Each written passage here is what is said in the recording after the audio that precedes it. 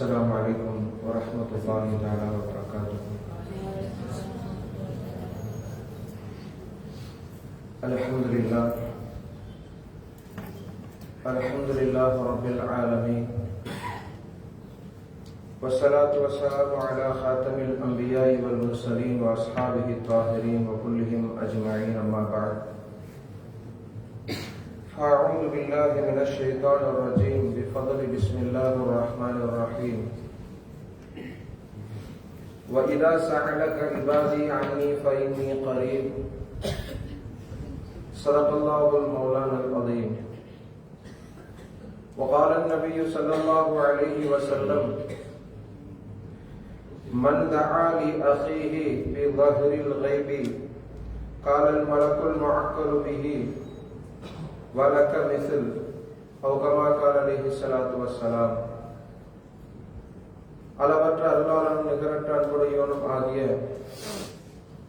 எல்லாம் வல்ல அல்லாஹுவின் பேரன்பும் பேர் உபகாரமும் அவனது அருள் குறித்தான அருமை நாயகம் ஸல்லல்லாஹு அலைஹி வஸல்லம் அன்னவர்களின் மீதும் அன்னவர்களின் சத்திய வழிச்சுவடுகளை சற்றும் சருகாது வாழ்ந்து காட்டிய உத்தம சத்திய சஹாபாக்கள், நாதாக்கள், நல்லவர்கள், அல்லாஹுவின் அருளை நாடி அவன் இல்லத்திற்கு வருகை தந்திருக்கிற நம் அனைவர்களின் மீதும் அல்லாஹுவின் அன்பும் பேருபகாரமும் என்று நிலவட்டமாக.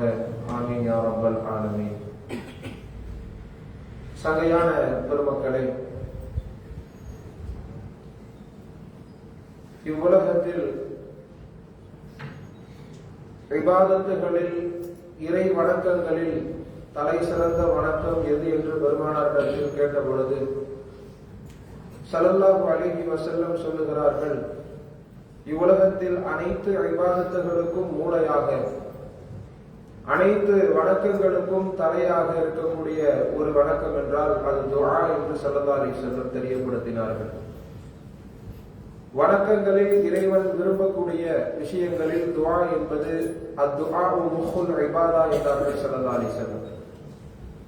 நாம் கேட்கக்கூடிய துஆக்கள் அல்லாஹ்விடத்தில் கண்டிப்பாக அது அல்லாஹ்வின் புறத்திற்கு செல்லுகிறது. நாம் நினைக்கலாம், நாம் செய்கின்ற பிரார்த்தனைகள் சில நபர்களுக்காக, நமக்காக, குடும்பங்களுக்காக, தேவைகளுக்காக, பொருளாதாரங்களுக்காக, இப்படி எண்ணற்ற நோக்கங்களுக்காக நாம் கேட்கப்படக்கூடிய துஆக்கள் அல்லாஹ்வினுடைய சன்னிதானத்தை அடைந்தும் கூட நிறைவேறாமல் இருக்கிறது. இதனால் நாம் திரும்ப திரும்ப ஏன் துஆக்கள் செய்ய வேண்டும் என்கிற விரக்திகளும் நிராசைகளும் நம்மிடத்தில் ஏற்படலாம். ஸல்லல்லாஹு அலைஹி வஸல்லம் சொல்லுகிறார்கள், ஒரு அடியான் ஒரு துஆ கேட்கிற பொழுது அந்த அடியானினுடைய துஆவை தள்ளி வைப்பதற்கும் கொஞ்சம் காலம் நிறுத்தி வைப்பதற்கும் அல்லாஹ்விற்கு உரிமை இருக்கிறது.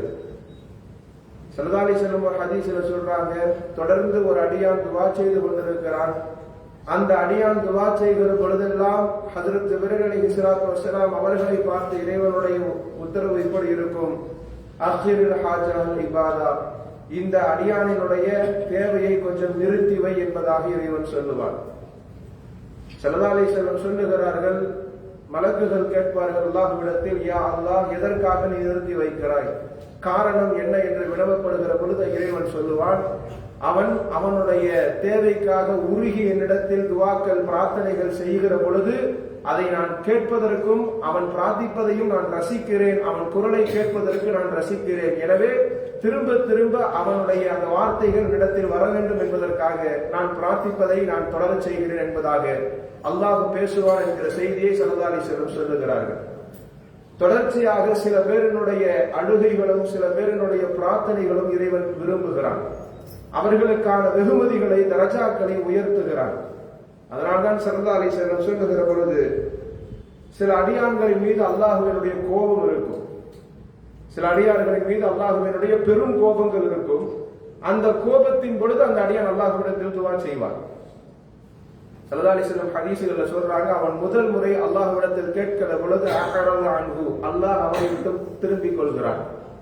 மீண்டும் துஆ செய்கிறான், மீண்டும் துஆ செய்கிறான்.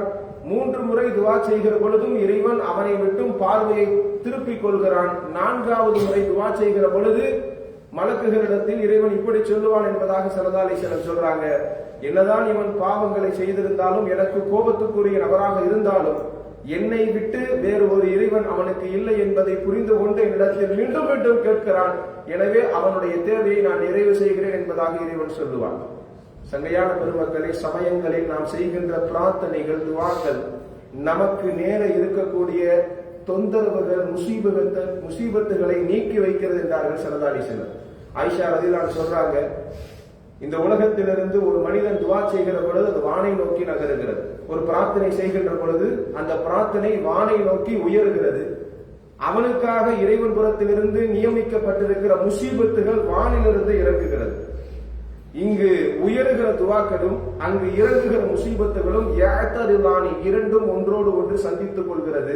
அப்படி சந்தித்துக் கொள்கிற பொழுது இந்த துவா அந்த முசீபத்தை கியாமத்து வரைக்கும் நிப்பாட்டி வைக்கிறது என்றார்கள் ஸல்லல்லாஹு அலைஹி வஸல்லம்.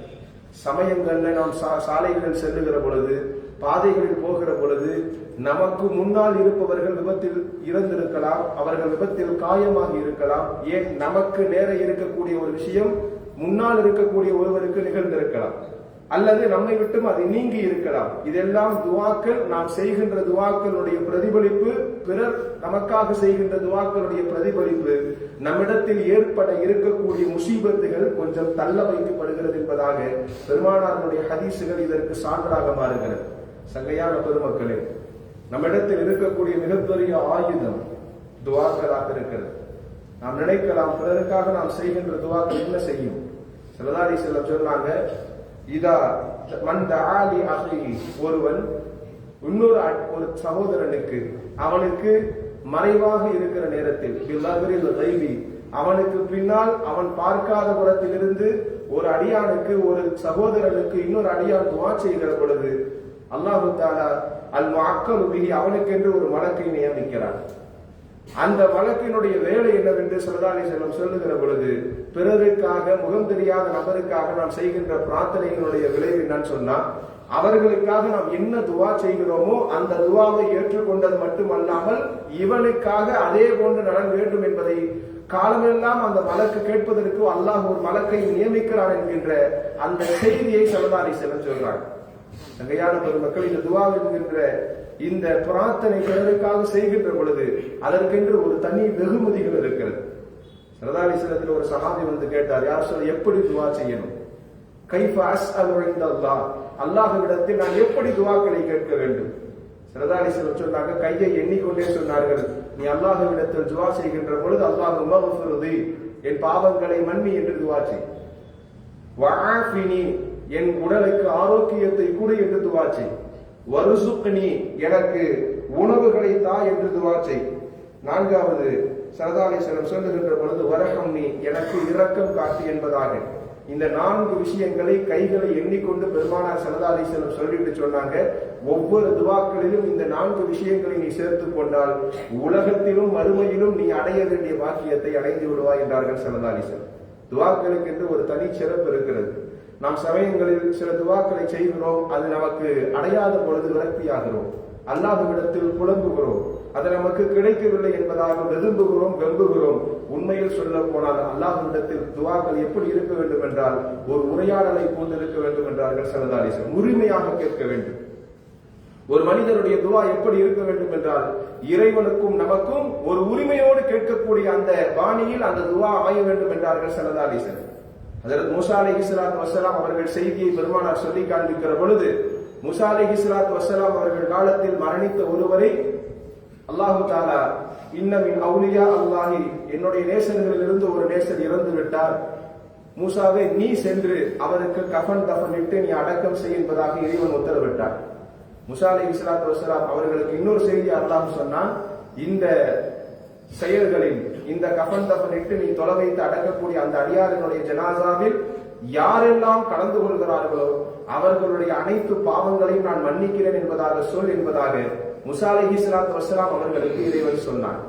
மூஸா அலைஹிஸ்ஸலாத்து வஸ்ஸலாம் தேடி போகிறார்கள். ஊர் எல்லையில் அந்த பிணம் கிடக்கிறது, ஜனாசா கிடைக்கிறது. அவர்கள் அதிலிருந்து எடுக்கிறார்கள். அந்த ஜனாசாவை எடுத்துக்கொண்டு கஃன் தஃன் இட்டு ஒட்டுமொத்த உம்மத்துக்கும் சொல்லுகிறார்கள், இந்த ஜனாசாவில் கலந்து கொள்ளக்கூடியவர்களுக்கு இறைவன் புறத்திலிருந்து மன்னிப்பு இருக்கிறது என்பதாக. ஒட்டுமொத்தமாக மூஸா அலைஹிஸ்ஸலாத்து வஸ்ஸலாம் கூட்டம் ஒன்று கூடுகிறார்கள். ஒன்று கூடிவிட்டு அந்த ஜனாசாவை பார்க்கிற பொழுது இந்த அடியாருக்கா நாங்கள் இவ்வளவு தூரம் சேர்ந்திருக்கிறோம் என்பதாக, இந்த மனிதனுக்கா நாங்கள் இவ்வளவு தூரம் ஒன்று கூடியிருக்கிறோம் என்பதாக அவர்கள் எல்லாம் புலம்புகிறார்கள். காரணம் என்னன்னு சொன்னா, மூசா அலைஹிஸ்ஸலாத்து வஸ்ஸலாம் அவர்கள் அந்த கூட்டத்தார்கள், அந்த ஊர்க்காரர்கள் சொல்லுகிறார்கள், இவன் மிகப்பெரிய பாவி, தொடர்ச்சியாக முஸ்லிஃபுன் திரும்ப திரும்ப செய்யக்கூடிய பாவியாக இருக்கக்கூடிய ஒரு தொடர்ச்சியான பாவியாக இருக்கிறான், பாவகாரியங்களில் ஈடுபடக்கூடியவன் அவன். இவன் பிணத்திற்கு, இவன் ஜனாசாவிற்கு நாங்கள் நின்று தொழுதால் எங்களுக்கு எப்படி பாவம் போகும்? பாவம் அதிகரிக்காமல் இருப்பதுதான் இங்கு நாங்கள் எங்களுக்கு தேவையே தவிர இவன் ஜனாசாவில் கலந்து கொள்வதற்கு எங்களுக்கு வாய்ப்பு இல்லை என்பதாக அவர்கள் சொல்லுகிற பொழுது, இறைவன் புறத்திலிருந்து உத்தரவு என்பதாக ஹஜ்ரத் மூசா அலைஹிஸ்ஸலாத்து வஸ்ஸலாம் தொழ வைக்கிறார்கள். தொழுது முடித்ததற்கு பின்னால் ஹஜ்ரத் மூசா அலைஹிஸ்ஸலாத்து வஸ்ஸலாம் இறைவனிடத்தில் கேட்டார்கள், இந்த ஊரே இவனை கொச்சையாக, ஊரே இவனை பழிச்சொல்லை சொல்லி அவனை அவமானப்படுத்துகிற பொழுது இவனுக்கு இந்த அந்தஸ்து ஏன் என்று இறைவனிடத்தில் மூசா அலைஹிஸ்ஸலாத்து வஸ்ஸலாம் கேட்ட பொழுது அல்லாஹ் தஆலா சொல்லுகிறான், இந்த பாவியாக இருக்கக்கூடிய இவன் தொடர்ச்சியாக பாவங்களை செய்து ஊரை விட்டு ஒதுக்கி வைக்கப்பட்டான், காடுகளில் வாழ்ந்தான். வாழுகின்ற நேரத்தில் அவனுக்கு சக்கராத்தினுடைய நேரம் நெருங்குகிற பொழுது வயமீனும் வஷிமால், அவன் படுத்த படுக்கையில் இருக்கிற பொழுது வலதும் இடதுமாக அவன் திரும்பி பார்த்தான். வலா ஹமீமுன், அவனை பாதுகாப்பதற்கு அங்கு யாருமே கிடையாது. வனாந்தர காடுகளில் சக்கராத்தில் இருந்த அவன் வலதுபுறம் திரும்பி பார்க்கிறான், யாரும் பார்க்க முடியவில்லை. இடதுபுறத்தில் பார்க்கிறான், யாரையும் பார்க்க முடியவில்லை. அவன் திரும்பிவிட்டு அல்லாஹ்விடத்தில் சக்கராத்தினுடைய நேரத்தின் இடத்தில் எப்படி துவா செய்தான் என்பதாக இறைவன் சொல்லுகிறான். அவனுடைய கடைசி தருவாயில் அவன் செய்த துவாக்கள் எப்படி இருந்தது? இறைவா, நீ என்னை மன்னிப்பதால் உன் கண்ணியம் குறைந்துவிடும் என்கிற ஒரு விஷயம் இருந்தால் என்னை நீ மன்னிக்காது. உரிமையோடு கேட்கிறான், ஒரு பாவியாக இருந்தாலும் என்னை நீ மன்னிப்பதாக இருந்தால் உன் கண்ணியத்திற்கு அது இழுத்து சேர்க்கும், அதனால் உன் கண்ணியம் குறையும் என்றால் மன்னிப்பு வேண்டாம். ஒருவேளை நீ மன்னிப்பதால் எந்த விதமான உனக்கு அந்தஸ்துகள் அதனால் கூடும் என்றால் அதை நீ எனக்காக கொடுத்து விடையா அல்லாஹ் என்பதாக அந்த அடியான் கேட்கிற பொழுது இந்த முனாஜாத்தை, இந்த ஒரு உரிமையோடு கேட்ட அந்த விஷயத்தை இறைவன் விரும்புகிறேன், அந்த விரும்பிக் கொண்டேன், அதனால் அவனுக்கு அந்த அந்தஸ்தை கொடுத்தேன் என்பதாக ஹஜ்ரத் மூசா அலைஹிஸ்ஸலாத்து வஸ்ஸலாம் அவர்கள் மூலியமாக இந்த உலகத்திற்கு அந்த செய்தியை சொல்லுகிறார். சங்கையான பெருமக்களே, அல்லாஹ்விடத்தில் நாம் கேட்கிற துவாக்கள் கொஞ்சம் உரிமையாக இருக்க வேண்டும். அபூஜஹலுக்கு நிறைய அடிமைகள் இருந்தார்கள். பெண்ணடிமையில் தின்னீரா என்கின்ற ஒரு முஸ்லிம் சஹாபிய பெண்மணியும் அபூஜஹலுக்கு அடிமையாக இருந்த ஒரு பெண்மணி. அபூஜஹலை பற்றி நாம் எல்லாம் அறிந்திருப்போம். மிகப்பெரிய அளவிற்கு இஸ்லாத்திற்கு துரோகியாக இருந்தவன். இஸ்லாத்திலே ஒருவர் நுழைந்து விட்டார் என்று சொன்னால் முடிந்த வரைக்கும் துன்புறுத்தலை தரக்கூடிய ஒரு நபராக அபூஜஹல் இருந்த பொழுதிலும் தின்னீரா என்கிற இந்த சஹாபிய பெண்மணி அடிமையாக இருந்த நேரத்தில் இஸ்லாத்தை ஏற்றுக்கொண்டார்கள் என்பதற்காக கடுமையாக அவர்கள் தாக்கப்படுகிறார்கள், பாதிப்புக்கு ஆளாக்கப்படுகிறார்கள். இன்னமும் சொல்ல போனால் அவர்களுடைய எல்லா விதமான உறுப்புகளும் காயப்படுத்தப்படுகிறது. எந்த அளவிற்கு வேதனை இருந்தது என்று சொன்னால், ஒரு வேதனையின் பொழுது கண் பார்வையை இழந்து விடுகிறார்கள். இழந்ததற்கு பின்னால் அபூஜஹல் அவர்களுடைய குறைஷி காஃபிர் கூட்டத்தை கூப்பிட்டு சொன்னான், இதோ தின்னீராவினுடைய கண் பறிபோகிவிட்டது. காரணம், லாத்தையும் உஸ்ஸாவையும் அவன் வணங்காத காரணத்தினால் நம் கடவுள்கள் அவன் கண்களை பிடுங்கி விட்டார்கள் என்கிற செய்தியை சொன்ன பொழுது தின்னீரா ரலியல்லாஹு அன்ஹு அவர்கள் நேராக அறைக்கு செல்லுகிறார்கள். கதவை தாளிட்டுக் கொண்டு அல்லாஹ்விடத்தில் முறையிடுகிறார்கள், இறைவா, இவ்வளோ வேதனைகள் நான் பட்டேன், அவன் மூலியமாக எனக்கு பல துன்பங்கள், இஸ்லாத்தை கைவிட வேண்டும் என்று எவ்வளவோ துன்பங்களை நான் சந்தித்த பொழுது கூட உன்னிடத்தில் நான் முறையிடவில்லை. ஆனால் இப்பொழுது ஏதோ ஒரு கடவுளுடைய பெயரை சொல்லிக் கொண்டு அவர்கள் தான் என் கண்களை பிடுங்கிக் கொண்டார்கள் என்று சொல்லுவதை என்னால் தாங்கிக் கொள்ள இயலவில்லை. இறைவா, உன் மீது நான் சத்தியம் விட்டு சொல்லுகிறேன், உனக்காக, உன்னுடைய இஸ்ஸத்திற்காக நான் துவா செய்கிறேன். இவர்களிடத்தில் நான் உன்னுடைய இஸ்ஸத்தை பறைசாற்றுவதற்காக எனக்கு கண் பார்வையை கூட என்று துவா செய்துவிட்டு கதவை திறந்தார்கள். கண் பார்வையோடு வெளியே வந்தார்கள் என்று வரலாற்றில் பார்க்க முடிகிறது. சங்கைக்குரியவர்களை, உரிமையோடு செய்கின்ற துவாக்கள் இறைவன் விரும்புகிற ஒரு பாணியாக இருக்கிறது. அதனாலதான் சமயங்களில் பெரும் பெரும் நல்லடியார்கள் கேட்கக்கூடிய துவாக்கள் உரிமையோடு இருக்கும். அல்லாஹ் தஆலா திருமறையிலே கஹஃபினுடைய சூறாவிலே நாம் எல்லாம் வெள்ளிக்கிழமை ஆகினால் ஒரு கஹஃபினுடைய சூறாக்களை ஓதுகிறோம். அதில் சொல்லப்படுகிற செய்தி என்னவென்று நாம் கொஞ்சம் படித்து பார்த்தால் புரிந்து கொள்ள முடியும். கஹஃப் வாசிகள் என்றால் புகைவாசிகள் என்று அர்த்தம். ஈசா அலைஹிஸ்ஸலாத்து வஸ்ஸலாம் காலத்திற்கு பின் வாழ்ந்த ஒரு அரசருக்கு கீழ் இருக்கக்கூடிய நாட்டில் ஒரு 7 நபர்கள், 7 வாலிபர்கள் இஸ்லாத்தை ஏற்கிறார்கள். ஷிர்க்கை விட்டு மொத்தமாக நீக்குகிறார்கள். தௌஹீத் என்கின்ற ஏகத்துவத்தை, அல்லாஹ் என்கின்ற ஒருவனை அவர்கள் இறைவனாக ஏற்கிற பொழுது அந்த அரசர் இவர்களை கொலை செய்வதற்கு உத்தரவிடுகிறார். ஊரை விட்டு வெளியேறுவதற்கு அவர்கள் எத்தனிக்கிறார்கள். 7 நபர்களும் ஒரு நாயோடு அந்த கூட்டம் வெளியே கிளம்புகிறது. கிளம்புகிற பொழுது இறைவனிடத்தில் அவர்கள் செய்த துவாக்களையும் அந்த சூறாவில் அல்லாஹ் பதிவு செய்யறாங்க. ரப்பனா ஹப்லனா மின் லதுன்க ரஹ்மத்தன் வஹய்யிஅ லனா மின் அம்ரினா ரஷதா. இறைவா, எங்கள் புறத்திலிருந்து ரஹ்மத்தையும் நேர்வதையும் எனக்கு கூடு என்பதாக அவர்கள் கையேந்தி துவாக்களோடு அவர்கள் பயணத்தை தொடங்கினார்கள். நீங்கள் அதே காஃபினுடைய சூறாவை இன்னமும் நீங்கள் முழுமையாக படித்து பார்த்தால் விளங்கிக் கொள்ளலாம். கிட்டத்தட்ட 300 ஆண்டு காலங்கள் தொடர்ச்சியாக உலகம் முழுவதையும் இயங்க வைத்தான். இவர்களை அல்லாஹ் தூங்க வைத்தான். ஒரு குகைக்குள்ளாக சென்று குகைகள் மூடுகிறது. மக்கள் பார்வையிலிருந்து அந்த குகையும் அல்லாஹ் மறைக்கிறான். 300 ஆண்டு காலங்களாக அந்த இளைஞர்கள் 7 நபர்கள் தூங்குகிறார்கள்.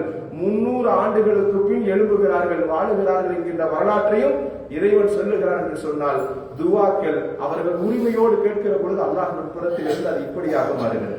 தங்கையான பெருமக்களை, நாம் நேற்றைய தினம் கூட தமிழகம் முழுவதும் காசா என்கின்ற அந்த பலஸ்தீனுடைய மக்களுக்காக நாம் அதிகமாக பிரார்த்தனை செய்தோம். நம் பிரார்த்தனைகளில் இல்லாத ஒரு விஷயம் என்னன்னு சொன்னா, உணர்வுகளோடு துவாக்களை நாம் செய்வதற்கு தயங்குகிறோம். ஒரு மனிதனிடத்தில் துவா எப்படி இருக்க வேண்டும்? ஸல்லல்லாஹு அலைஹி வஸல்லம் சொல்றாங்க, 3 விஷயம். ஒரு மனிதன் துவா செய்கின்ற பொழுது 3 விஷயம் அவனோடு இருக்க வேண்டும். ஒன்று, அல்லாஹ் தௌஹீத் இருக்க வேண்டும். அல்லாஹ்வை அல்லாஹ் என்கின்ற அந்த வேகத்துவத்தை, அல்லாஹ் ஒருவன் என்பதை, அல்லாஹ்வின் மீது புகழ் சாடக்கூடிய விஷயத்தை முதல்ல அவை சொல்லணும். ரப்பனா அல்லாஹும்ம என்கிற வார்த்தையை சொல்லி, நீதான் என் இறைவன் ரப்பே, நீ எனக்கு குடு என்பதை போன்று அவனுடைய வாணி அமைய வேண்டும்.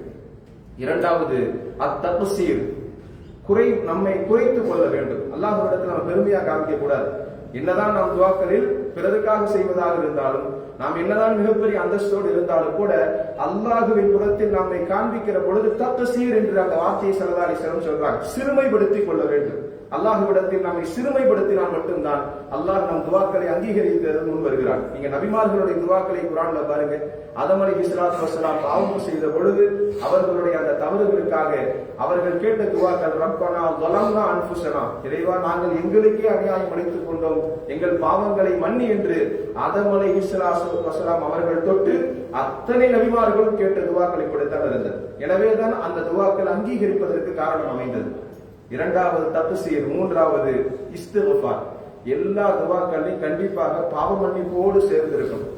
நாம் என்னதான் நமக்கு முஃலிஸாக, மன தூய்மையாளராக நமக்கு தெரிந்தாலும் நாம் செய்கின்ற துவாக்களில் கண்டிப்பாக பாவ மன்னிப்பு அதில் அடைந்திருக்க வேண்டும். இந்த 3 அம்சங்கள் இருக்கக்கூடிய துவாக்கள் அல்லாஹ்வினுடைய அரிசை தட்டுகிறது என்றார்கள் ஸல்லல்லாஹு அலைஹி வஸல்லம். சங்கைக்குரிய பெருமக்களே, பிரார்த்தனைகளுக்கு என்று ஒரு தனி பலம் இருக்கிறது. அதனாலதான் இன்றைக்கு அரபு நாடுகள் எல்லாம் அமைதியாக இருக்கிற நேரத்தில், இந்த அரபு நாடுகள் முழுவதும் பலஸ்தீன் மக்களுக்கு என்று எந்த விதமான அவர்கள் மறைமுகமாக எதை செய்கிறார் என்று நமக்கு தெரியல. ஆனால் உண்மையில் பார்க்க போனால் அவர்களை விட எதிர்ப்புகள் இருந்த நாடுகள் இன்றைக்கு செப்டம்பர் 21, 22ஆம் தேதியில பிரான்ஸ் போன்ற நாடுகள், அதே போன்ற ஆஸ்திரேலியா போன்ற நாடுகள் எல்லாம் தனி நாடாக பலஸ்தீனை அறிவித்திருக்கிறது. சங்கையான பெருமக்களை, துவாக்களுக்கு என்று ஒரு சிறப்பு இருக்கிறது. எதிரிகளை கொண்டும் கூட யாரெல்லாம் இவர்களுக்கு வெறுப்புக்காரர்களாக இருந்தார்களோ அவர்களே முன் வருகிறார்கள் உதவி செய்வதற்கு. ஒரு 40 கப்பல்களை இன்று பிடித்து வைத்திருக்கிறார்கள் செய்தி சொல்லுகிறது. நேற்றைய தினம் காசாவிற்கு நிவாரணப் பொருள் கொண்டு சென்ற 40 கப்பல்களை முற்றுகையிட்டு அதில் இருக்கக்கூடிய எல்லாரையும் கைது செய்திருக்கிறார்கள். அந்த 40 கப்பல்களில் போனவர்கள் யாரும் முஸ்லீம்லாம் கிடையாது. சங்கைக்குரிய பெருமக்களை, நீங்கள் சிந்திக்க வேண்டும்.